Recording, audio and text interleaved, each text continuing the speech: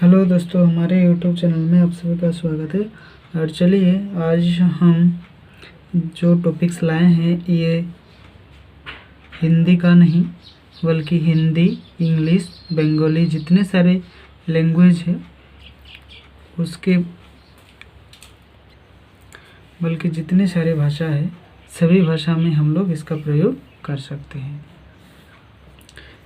आज का जो टॉपिक है ये क्या है? विराम चिन्ह है। क्या है? विराम चिन्ह है। विराम चिन्ह के आधार ही हम लोग क्या करते हैं? वाक्य को समझ पाते हैं। विराम चिन्ह अगर सही से हम लोग नहीं लगा पाते हैं तो उसका जो अर्थ होगा वो गलत होगा। तो ये सबसे बहुत बड़ा जो विषय है ये एक विषय है। इसको पहले इसको पहले जानना होगा, तभी हम लोग क्या कर पाएंगे? वाक्य को शुद्ध रूप से बोल पाएंगे या कह पाएंगे। तो चलिए शुरू करते हैं। तो पहले हम लोग देखेंगे विराम का अर्थ होता है ठहराव। जहाँ विराम का अर्थ क्या होता है? ठहराव होता है। ठीक है, इसको हम लोग थोड़ा सा जानेंगे। लिखते या बोलते समय यदि विराम न हो, जब हम लोग कुछ लिखते हैं या कुछ करते हैं तो उस समय अगर विराम नहीं होता है तो हम लोगों का क्या होगा? बहुत सारा समस्या होगा। तो पाठक या जो पाठिका होते हैं उसको समझने में बहुत ही कठिनाई आ सकता है। अगर उसको ठीक से हम लोग पढ़ नहीं पाएंगे, विराम को नहीं बिठा पाएंगे या विराम को नहीं समझते हैं तो हम लोग क्या करेंगे? वाक्य को आजू बाजू या गलत तरीके से उसको पढ़ते हैं। एक ही वाक्य में अगर हम लोग कोई एक ही वाक्य जो है एक वाक्य है उसमें अगर हम लोग विराम चिन्हों को इधर उधर लगा देंगे तो हम लोग भ्रमित हो सकते हैं कि इसमें कौन सा चिन्ह होगा या क्या नहीं होगा। कुछ वाक्य हम लोग देखेंगे कि एक ही वाक्य होगा लेकिन अलग अलग अर्थ कैसे उसका निकलेगा ये हम लोग पहले देखेंगे। तो चलिए देखते हैं। इस तरह का वाक्य अगर हम लोग देखेंगे तो क्या होगा? देखिए, उसे रोको, कमा लगा हुआ है। ठीक है, उसे रोको मत जाने दो। उसे रोको मत जाने दो मतलब रोकने की बात हो रहा है। किसकी बात हो रहा है? रोकने की। ठीक है, उसे रोको मत जाने दो मतलब उसको ठहराओ, यहाँ हम लोग कह रहे हैं। एक ही वाक्य देखिए, यहाँ क्या है? उसे रोको मत जाने दो। उसे रोको मत जाने दो। और यहाँ क्या है? उसे रोको मतलब उसको जा रहा है, उसको अभी रोको। ठीक है, उसे रोको मत जाने दो। यहाँ कुछ वाक्य में अलग तरह का हम लोग सुन भी पा रहे हैं। जाने की बात हो रहा है, ये जाने की बात हो रहा है और ये रोकने की बात हो रहा है। तो दोनों में अंतर हुआ ना। तो किस में अंतर हुआ? इसी में, इस जो विराम चिन्ह है इसी में। तो इस तरह से हम लोग उसको क्या कर पाते हैं? समझ पाते हैं कैसे हो रहा है कैसे नहीं हो रहा है। अभी हम लोग देखेंगे इसको। विराम चिन्हों को कुल 10 भागों में बांटा गया है। कितने भागों में? 10 भागों में उसको बांटा गया है। कुल 10 भागों में उसको बांटा गया। ठीक है, पहला भाग जो है उसको हम लोग अभी देखेंगे। क्या है? अल्प विराम, यानी कि इसको हम लोग अंग्रेजी में क्या बोलते हैं? कोमा बोलते हैं। क्या बोलते हैं? कोमा बोलते हैं। इसका प्रयोग किस तरह से होता है? देखिए, वाक्य के बीच में अगर अल्प विराम का अर्थ क्या होता है? थोड़ा सा ठहरा होता है। कितना ठहरा होता है? थोड़ा सा। थोड़ी देर के लिए वहाँ हम लोग को क्या करना होगा? रुकना होगा। उसको क्या करना होगा? रुकना होगा। जैसे कि हम लोग इस वाक्य को ले सकते हैं, इस वाक्य को हम लोग ले सकते हैं जो अभी हम लोग पहले एक वाक्य हम लोग ले सकते हैं जैसे कि राम स्वयं मोहन और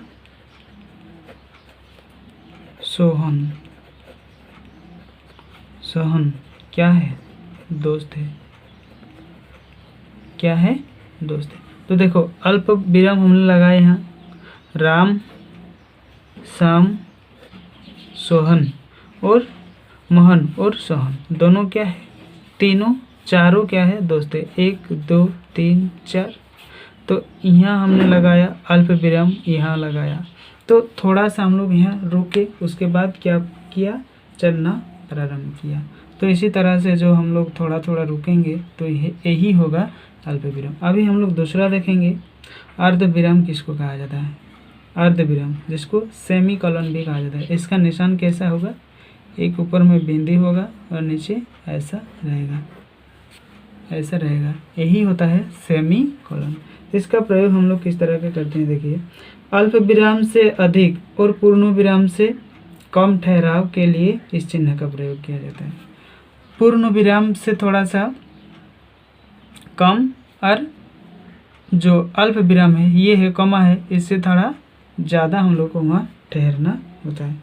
जैसे हम लोग बहुत सारा ऐसे वाक्य होगा जो हम लोग इस तरह से ले सकते हैं इसको, जैसे हम लोग अब क्या करूं, क्या करूं, अब क्या करूं, वह रूठ कर चला गया। इस वाक्य में देखिए यहाँ सेमीकलन लगा हुआ है, ठीक है। अब क्या करूं, वह रुककर चला गया, वह रुककर चला गया, यानी कि थोड़ा सा हमने क्या किया, ठहराव इसमें किया। अभी देखेंगे हम लोग पूर्ण विराम। पूर्ण विराम क्या होता है, पूर्ण विराम अंग्रेजी में इसको क्या कहते हैं, फुल स्टॉप, यानी कि पूर्ण रूप से जहाँ हम लोग रोकते हैं वही होता है पूर्ण विराम। तो पूर्ण विराम का अर्थ होता है पूरा ठहराव, वहाँ वाक्य को ख़त्म करना है, उस वहाँ हम लोग को पूरा ठहरना होता है। जैसे हम लोग किस तरह से समझेंगे, वह पढ़ रहा है, वह पढ़ रहा है, मतलब एकदम कार्य हो रहा है। इसमें एक ठो हम लोग देखा, दूसरा नंबर देखेंगे तो राधा नाचेगी, राधा नाचेगी। तो इस तरह से मतलब पूर्ण रूप से जहाँ हम लोग ठहराव देखेंगे, मतलब एक ही विराम, मतलब यहाँ वाक्य जो है एकदम ख़त्म हो रहा है, तो वही होता है पूर्ण विराम। अभी देखेंगे हम लोग उप विराम, यानी कि कॉलन, जहाँ 2 निशान होता है, ऐसा करके 2 निशान होता है, तो ये यही होता है उप विराम। इसको कैसे, इस चिन्ह का जो प्रयोग होता है ये पुस्तक, निबंध आदि के जो शीर्षक होता है वहीं पे लिखा जाता है, वहीं पे लिखा जाता है। जैसे कुछ चीज़ का हम लोग नाम लिखते हैं, उस चीज़ का नाम लिखते हैं, जैसे हम लोग लिखेंगे विज्ञान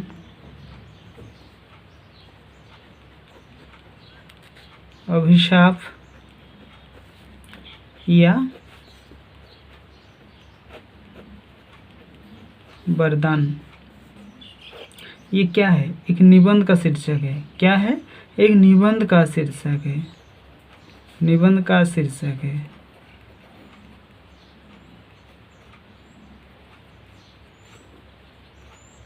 निबंध का शीर्षक है, ठीक है।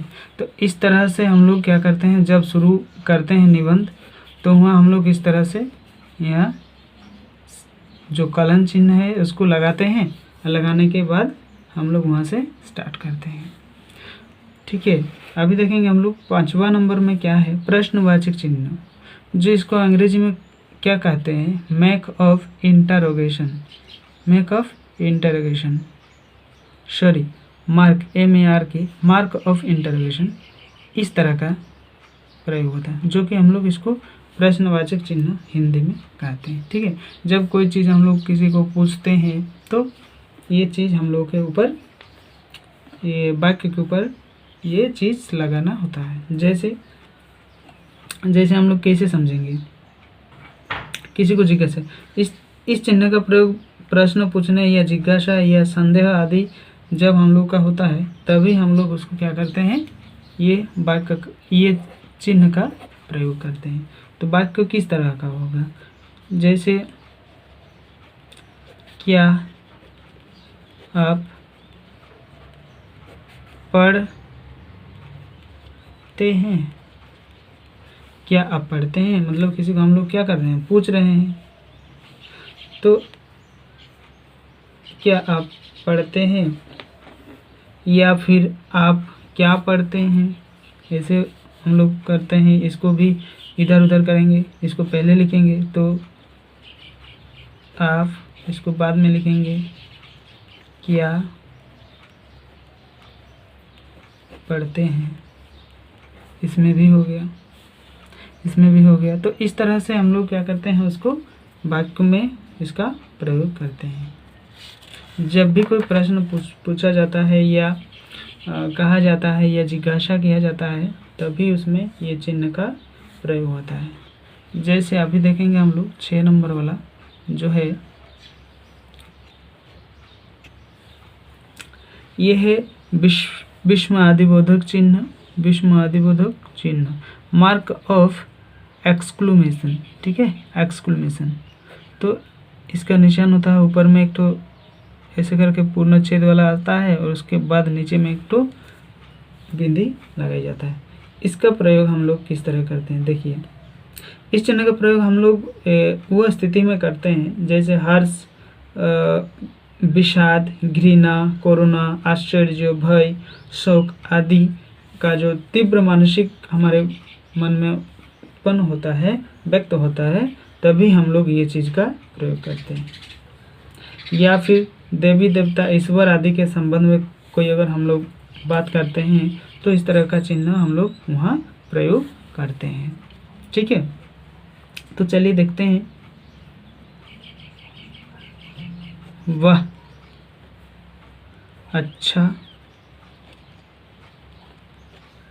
किया, वह अच्छा किया, ये क्या है, हर्ष है, मतलब हम लोग का फुर्तीला जैसे, ठीक है, फुर्तीला जैसे भाव होता है। तो इस तरह का हम लोग वाक्य में ये चीज़ को प्रयोग करते हैं। उसके बाद हम लोग ये भी करते हैं, वह मर गया, तो इसमें भी हम लोग किया, तो ये क्या है, शोक है, क्या है, ये शोक है।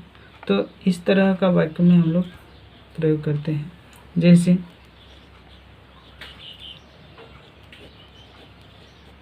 बाप रे, बाप रे कितना भयानक